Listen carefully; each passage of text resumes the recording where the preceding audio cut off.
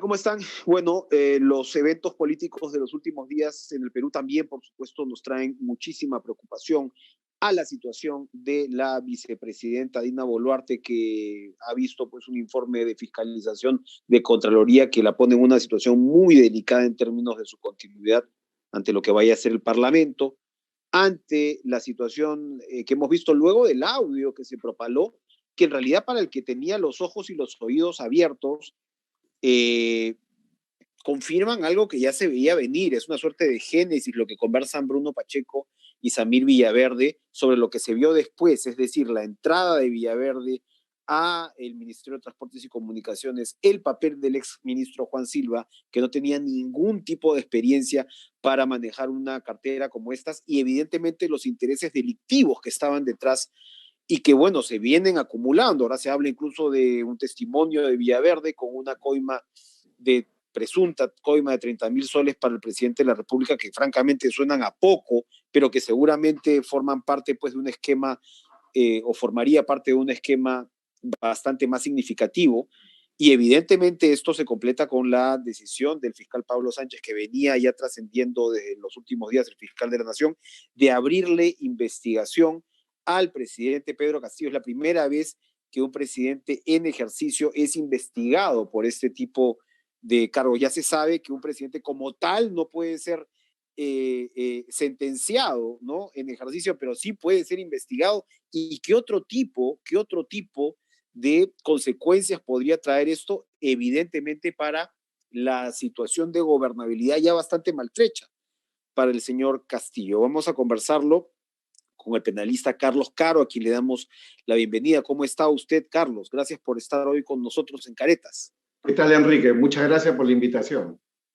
A ver, ¿cuáles son las consecuencias? Porque esto uno se va, digamos, acomodando a esta situación nueva, ¿no? Que no has tenido un presidente investigado por el fiscal de la Nación durante el ejercicio de gobierno por cargos tan difíciles o tan graves como estos, que incluyen nada menos que el tema de organización criminal. ¿Esto cómo puede tener, digamos, un correlato con nuestro día a día? En el sentido, por ejemplo, ¿no? Algunos colegas suyos han estado hablando, ¿se podría pedir una prisión preventiva eventualmente contra el presidente? Estás hablando del presidente de la República, es decir, tienes mucha agencia, mucho poder, por ejemplo, ¿no?, para eliminar pruebas, para manipular testigos, etcétera, etcétera. En efecto, Enrique, como ya sabemos, la situación inédita es que por primera vez se investiga un presidente en funciones por presuntos delitos de función cometidos durante el cargo. Eso no ha pasado nunca. Lo más cercano que ha habido es el caso de Vizcarra y del propio Castillo, donde la fiscal de la Nación anterior, Zoraida, les ha imputado una serie de delitos, pero suspende la investigación porque ella interpretaba de que no podía continuar por imperio de la Constitución. Bueno, el doctor Pablo Sánchez piensa diferente y yo creo que hace lo correcto, y ha abierto una investigación preliminar en contra del señor Castillo por delitos gravísimos, considerando que la Constitución, como tú bien has adelantado, no prohíbe investigar, lo que prohíbe es acusar, ¿no?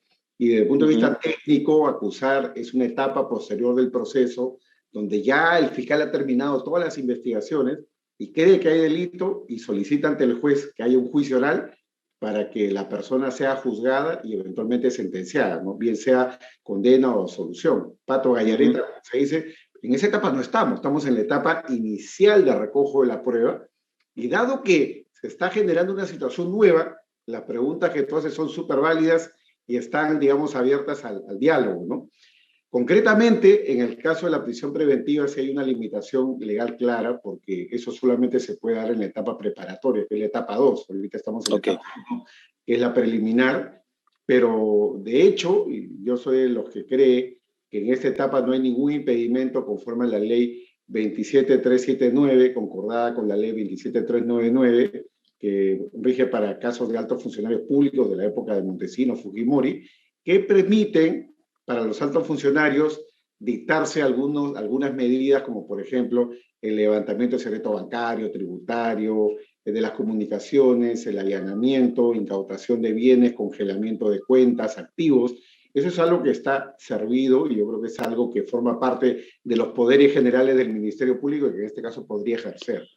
Ahora, hay un criterio además de cierta practicidad, ¿no? Porque se supone que todas estas figuras han sido, usualmente el presidente ha tenido cierto blindaje de estas figuras, porque la lógica es, oye, para que te dejen más o menos trabajar, ¿no? Tienes ¿no? un cargo de tal naturaleza que tienes que estar más o menos inmune, ¿no? A la politización de determinadas, ¿no? De determinadas investigaciones y demás. Pero claro, acá lo primero que quisiéramos saber su opinión es, acá al parecer el fiscal de la Nación ha considerado que esto es tan grave, ¿no? O sea, los indicios que vemos hasta ahora son tan serios, ¿no? Y potencialmente tan comprometedores que ha tomado una decisión así, ¿no? O sea, de romper incluso con esta forma de pensar, ¿no? Que ya es una conservadora para estos tiempos de decir, bueno, a un presidente de la República hay que dejarlo trabajar. Esto evidentemente lo que por el otro lado implica es que, bueno, sí, pues tienes un presidente que va a estar hackeado, espoleado por una situación como esta, y cabe preguntarse si ya se le hacía difícil hacer su trabajo al presidente de la República, pues ahora se le va a hacer mucho más difícil. Eso podría tener una consecuencia política. En efecto, ¿no? Como tú bien dices, si antes la tenía complicada, ahora más, porque sin duda, dentro de las consideraciones que ha tenido la Fiscalía para este inicio de investigación, está la gravedad de los delitos imputados. Recordemos que el delito de organización criminal, hablando de líder, puede tener una pena hasta 20 años. El delito de colusión desleal 15 y el delito de tráfico de influencia cuando es funcionario público promedio 8 años. Si tú sumas todos son 43 años de imputaciones que puede enfrentar el presidente.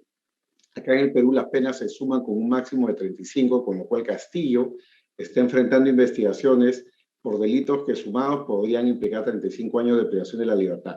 No es poca cosa, tratándose del jefe de Estado. Y como tú has hecho en otro momento, estamos hablando de la persona más poderosa del Poder Ejecutivo y seguramente del país.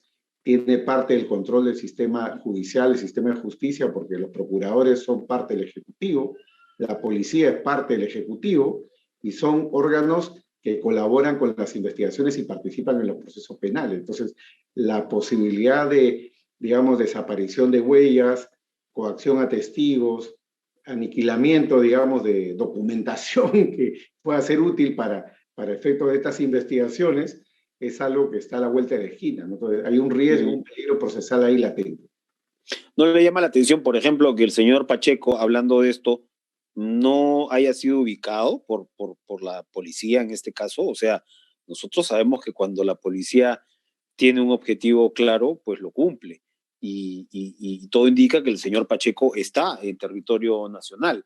Por ejemplo, ¿no? O sea, sin llevar la especulación al extremo, uno dice, oye, finalmente estás hablando del exsecretario de Palacio, estás hablando del presidente de Castillo, que es pues el jefe finalmente de las Fuerzas Armadas y jefe de la policía, y estás hablando de, aparte de versiones que dan cuenta de que el señor Castillo incluso llamó para tranquilizar a Pacheco, ¿no? Vía intermediarios como la señora Carolina López. Sin duda alguna, ¿no? El hecho de que Pacheco no haya sido ubicado y detenido conforme a la orden judicial, al igual que familiares o personas cercanas al entorno del presidente, levantan toda la suspicacia del mundo, porque en definitiva la policía depende directamente del presidente, a través del ministro del Interior. Entonces, no hay, digamos, forma de garantizar imparcialidad por parte del Ejecutivo en una investigación que es contra el máximo jefe del Ejecutivo, es decir, el propio presidente de la República. La propia policía le debe temblar la mano, por decirlo de alguna forma simple, cada vez que hay una diligencia donde el involucrado puede ser el presidente. Todo el mundo está pensando en el mañana, en si lo van a remover del cargo, si los pueden castigar, y ejemplos ya han habido, ¿no? Ejemplos ya han habido en este gobierno de personas que no han aceptado las peticiones o las presiones de Pacheco del presidente y que han sido removidos sin mayor mención. Recordemos, sin ir muy lejos, el caso del procurador Soria, ¿no? Que critica al presidente, pide que el presidente sea investigado y bueno, curiosamente sale una nota diciendo de que no reúne los requisitos y bueno, lo remueven del cargo. Entre otros ejemplos que podríamos poner a lo largo de estos meses. Claro. Ahora, acá hay un elenco cuyos papeles están cada vez más definidos, ¿no? Samir Villaverde, Bruno Pacheco, Juan Silva, para empezar, ¿no? Y probablemente podemos añadir a otras personas al reparto, la propia Carolina López, pero lo que el audio confirma es exactamente esto, pues, que se veía, es decir, Villaverde entrando aparentemente con la venia de los sobrinos del presidente, otro punto en contra del presidente, para presentarle estos empresarios que de alguna manera entren a este esquema, ¿no?, del club de la construcción chino, ¿no? Y entonces dar esa innovación, ¿no? Que empresarios nacionales se asocien, ¿no? Y como él lo dice en el audio, yo lo tengo todo armado, ¿no? A ver, Villaverde claramente se quiere convertir en colaborador eficaz. No sé qué tanto quiere él reconocer sus propios delitos, que son graves, ¿no? Pacheco no sabemos, pero Juan Silva es un personaje clave, ¿no? O sea, se ha pedido 36 meses de impedimento de salida del país para Juan Silva, pero no se pregunta si eso, Carlos, es suficiente. Claro, de hecho, estamos hablando de alguien que ha pasado por uno de los ministerios más poderosos en términos, digamos, de capacidad de gasto, ¿no? El Ministerio de Transportes y Comunicaciones, por los grandes proyectos de infraestructura que maneja, licita múltiples obras. Provías es una de las fuentes o de las sedes donde esto podría suscitarse, pero desde luego estamos hablando de un ministerio que tiene un gran presupuesto, ¿no? Entonces, en definitiva, los hechos que están imputados en ese nivel son graves y una regla como la del impedimento de salida, lamentablemente es la máxima que se puede dictar en esta etapa, porque Juan Silva está en la etapa preliminar, todavía no cabe una medida mucho más grave. ¿En su condición de exministro, además? En su condición de exministro, él está forado, tiene protección constitucional, por eso que la investigación que se le sigue está en torno al fiscal de la Nación. Y así el fiscal de la Nación considera que el caso contra Silva, los llamados niños y el propio presidente debe de prosperar, al final de la preliminar debe de presentar la acusación constitucional ante el Congreso, para que el Congreso autorice continuar con el proceso en la etapa preparatoria y eventualmente ahí sí ya la acusación, juicio y sentencia correspondiente, ¿no? Entonces, estamos todavía en la etapa preliminar y lo que se ha hecho ahí es dictar una medida que es la más grave en todo caso para esta etapa, que es el impedimento de salida. Muy bien. Ahora, hay de ahí digamos, otros cúmulos de sospechas sobre la propia responsabilidad presidencial, ¿no? Porque en el audio se dice que, y el propio Villaverde se sorprende, oye, están poniendo a este tipo, ¿no?, como ministro, ¿no?, de Transportes y Comunicaciones. Entonces está poniendo un pata, dice él, recontra comercial, ¿no? Porque habla de que él llevó una maleta aparentemente con 1 millón de soles, todo indica pues para la campaña, y Pacheco dice, sí, ¿no? Castillo lo sabe, pero se hace, por decirlo de alguna manera, el tonto, ¿no? Para no usar la palabra que se usó en el audio. Pero el hecho es que el presidente pone a Silva. Como usted señala, lo mantiene a Silva. Mientras pasaban 50 ministros, Silva era inamovible. Lo cambia. Hemos tenido pues testimonios como el de Fabiola Caballero, ex viceministra de Transportes y Comunicaciones, prácticamente denunciando el grado de corrupción que se estaba viviendo. Lo cambia por el señor Bustamante en su momento, que era pues el secretario de Silva. Es decir, el presidente parecía estar muy pendiente de lo que estaba pasando con la gestión de Silva, ¿no? Esto no parece que se quedaba en las travesuras de sus sobrinos. ¿Eso compromete más al presidente en esta situación?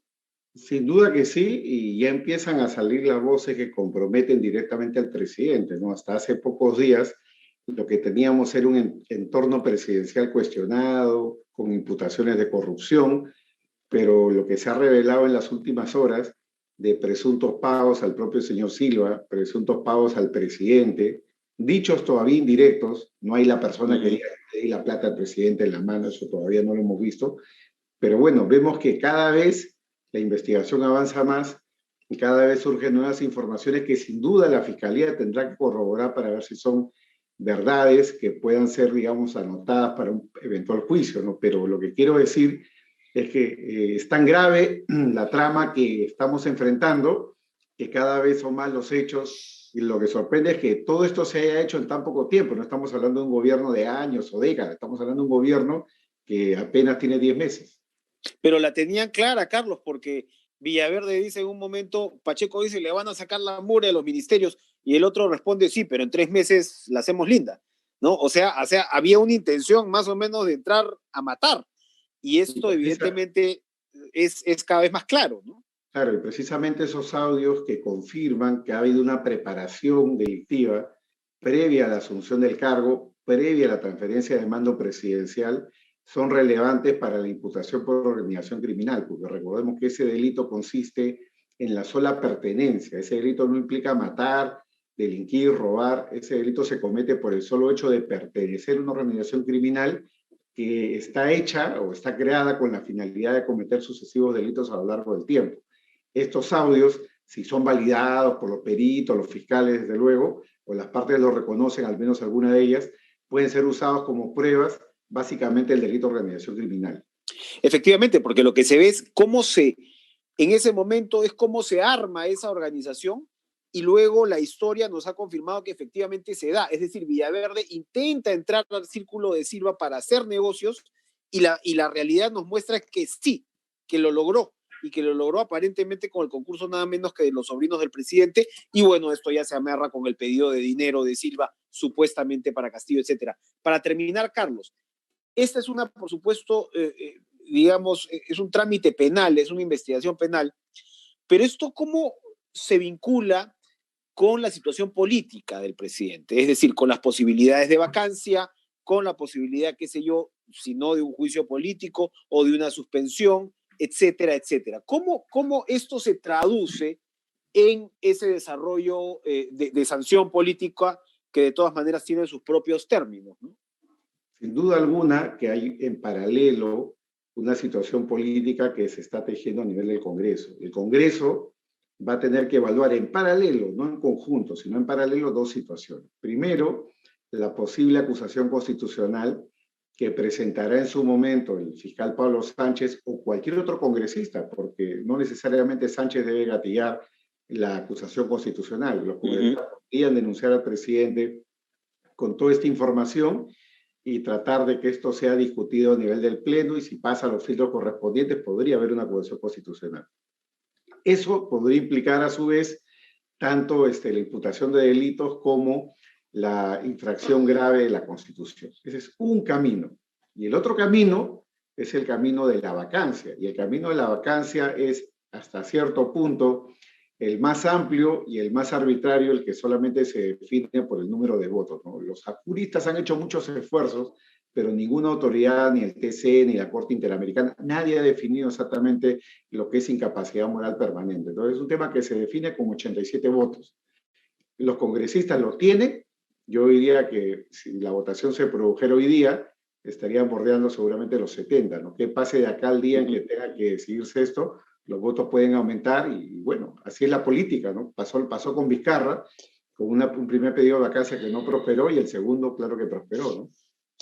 Efectivamente. Carlos Caro Coria, muchas gracias por traernos estas importantes precisiones en medio de una situación que nos preocupa sobremanera, que le preocupa al país y cuyas consecuencias las vivimos en el día a día, ¿no? Se están viviendo en la economía, se está viviendo en una situación tan delicada como la que estamos atravesando, donde incluso hay posibilidades o hay la amenaza de una crisis de seguridad alimentaria y el presidente de la República dice que solo los ociosos van a sufrir, ¿no? De una suerte así. Acá de alguna manera, Carlos, se encuentra la incapacidad, probablemente la ignorancia, con, de repente, la intención delictiva, ¿no? Y eso ya configura, ¿no?, una situación realmente delicadísima para el país. Así es, Enrique. Muchísimas gracias por la invitación. Buenas tardes.